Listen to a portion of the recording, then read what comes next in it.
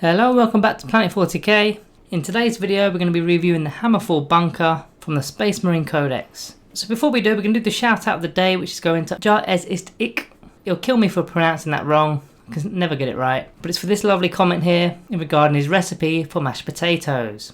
So if you want to be within a chance of getting a shout out in the next video, just simply put a comment down below, whether you've got some ideas, some tactics, or you just want to say hi. Also, if you're new and you've stumbled across the channel, be sure to subscribe below. We're putting out regular 40k content, currently focusing on Necrons, Space Marines, and also we're going into the Dark Angel supplement. As for the Hammerfall bunker, it's one of the Fortification options, and it's going to come in at 9 power level or 175 points for the model. Now, as it is a fortification, you will need a fortification network, which will cost you 1 command point, unless of course your warlord has got the same faction keyword as this fortification. It will then give you a +1 command point back, so effectively it will be free in terms of detachments. Also note from the FAQs that fortifications cannot be set up within 3 inches of other terrain features except for hills, and they obviously can't be placed in strategic reserves because they don't move, they don't deep strike. So that terrain feature one is a little bit of a problem when setting them up on the battlefield. So let's move on to the keywords of note. The only keywords here that are worth anything is the fact that it's got the building keyword and it's a vehicle.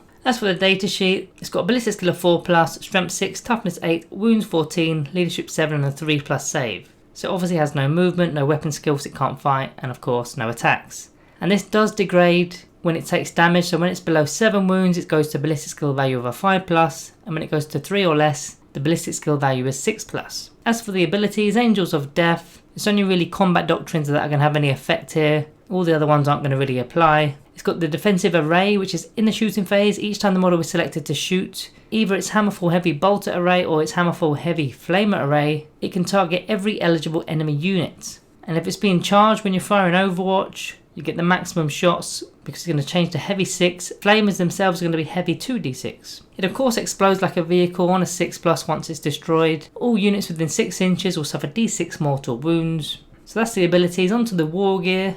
So the Hammerfall bunker is equipped with the Hammerfall heavy bolter array and then the Hammerfall missile launcher. So let's start with the bolter array first.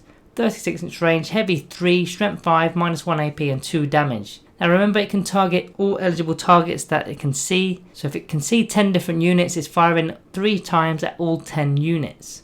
Now it does have a ballistic skill of a 4+, so you're only expected to make half the hits there. So with 3 of them, you're going to get between 1 or 2 hits. So against anti-infantry, strength 5 is pretty good because you're wound on 3s. -1 AP is okay, 2 damage as well. It's going to take off a marine model. And in the Devastator Doctrine, which is turn 1, it's going to go to a -2 AP.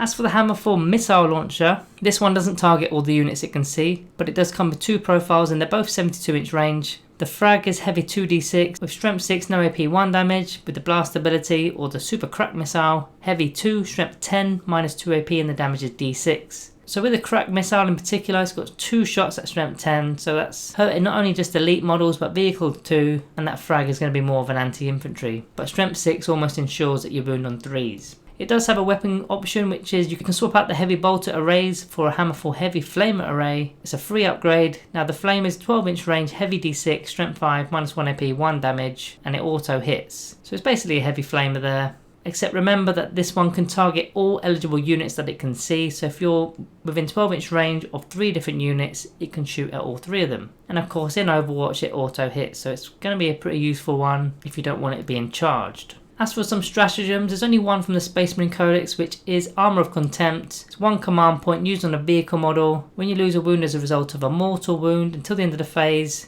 on 5+, that wound is not lost. Probably not going to really be used, but it is there if you need it.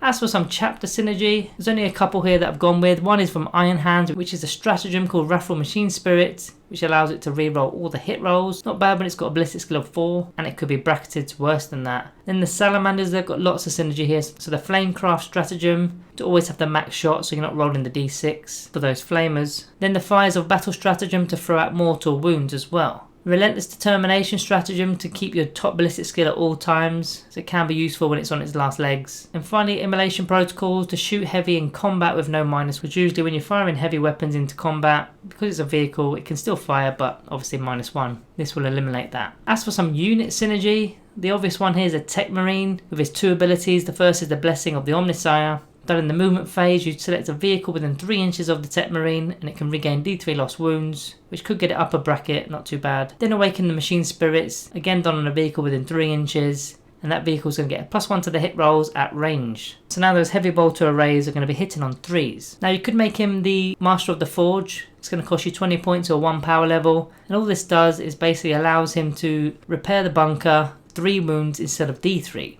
You could then take a Psyker, so a Librarian for example, with a Psychic Fortress to give it a 5+ invulnerable save, especially if you're casting up at the back. So as for the summary, it's got a decent firepower, a decent bit of range, especially versus infantry models. It's got 14 wounds and toughness 8, so it is quite tanky.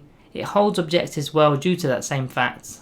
Although of course it's not going to have objectives secure, so it can easily be taken away. If you take the flamers, that's going to really put off a lot of charging units because they're not going to be wanting those 2d6 flamers that auto hit. The main reason for taking this is the fact that it can target everything it sees. So it doesn't just have one target, it can literally target anything it sees, which is quite cool. And then in that strength 10 anti-tank missile launcher as an added bonus. As for the bad, it's difficult to deploy, especially with that FAQ'd rolling that's come in with the terrain features. It's quite a large model itself as well, so on a highly dense terrain board it's going to be a bit of a struggle. You've actually got the potential of not being able to deploy it due to that dense terrain, which will mean it's actually destroyed, so there's a little bit of a risk there, especially when you don't know the battle map. Now as it's a fortification, it can't gain any faction abilities. It can use the super doctrines and the stratagems and all that stuff, but it can't have the actual faction specific ability, such as Grim Resolve for example. Then it's got a degrading stat line, so that ballistic skill in particular is going to keep going down when it's damaged. Once it does get charged, it can't simply fall back because it's immobile, so it's not going to be moving out of combat, it's stuck there now. And it's got no invuln save. I mean, you can get librarians, put one on him, but it doesn't have a standard inbuilt invuln save. It's quite an expensive model, 175 points is not pocket change. It's a little bit of an investment there, so for what it actually does, you're not getting much value. Then finally the explosion is big and it's going to hurt your friendlies, especially if you castled up in your backfield. It's going to be hurting your own guys. So as for the rating today, I'm going to be giving the Hammerfall bunker a Planet 40k rating of 1.5 out of 5. I just think there's better units, especially in the heavy support options, that can not only do a better job, but they can also move as well, which is quite a key thing here.